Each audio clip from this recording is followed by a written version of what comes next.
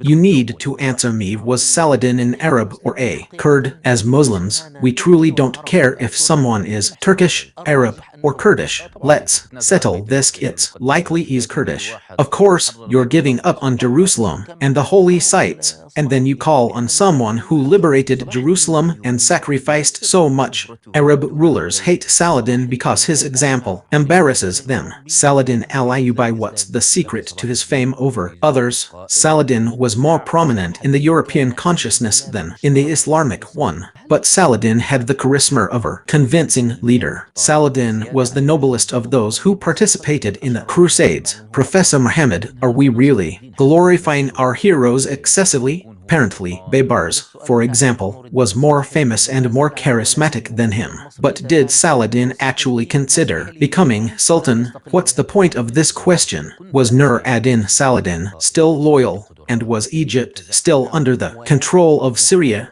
Or did Saladin's eyes become so alluring that he intended to become independent? Is there a lesson to be learned if I see myself as a leader or have the ability to seize power? Yes, but it requires selflessness and sincerity. Asad ad-Din Sharqawi saw in Saladin religion is a personality that serves the whole idea. So they took with him. Saladin swore that he would kill Reynold of Chatillon. This is out of love for wisdom. I love wisdom. Reform is good. The truth is it begins with power. Egypt is the one that rules. Syria, not Syria that rules Egypt. The moment his father and uncle were expelled from the fortress of Tikrit, on this day Saladin was born. True, even his father wished that Saladin would rule a state. The truth is reform begins with power, and people follow the religion of their rulers. Music, peace be upon you, my brothers, wherever you are. Welcome to a new episode of the 100 Questions in History series. Where are we? We are still on the 7th axis, the axis of independent states. As we agreed, this is a broad and large axis, difficult to set a rule for in order to limit it to 10 questions because it doesn't need 10 questions, it needs 10,000 questions to be able to cover it. But so that you are following along with us.